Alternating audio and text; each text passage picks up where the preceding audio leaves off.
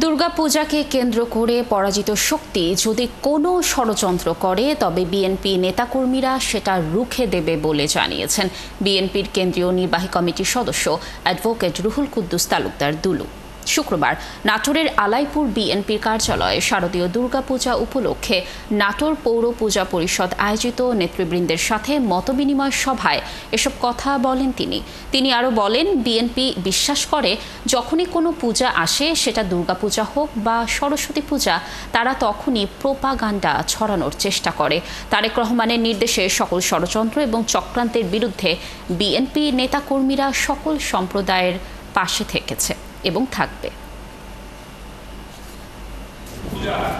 আমরা ষড়যন্ত্র এবং চক্রান্ত রুখতে আমরা বিএনপির নেতাকর্মীরা সংখ্যালঘু সম্প্রদায়ের পাশে আপনাদেরকে আমি আশ্বস্ত করছি। আমাদের নেতা তারেক রহমান সাহেব বলেছেন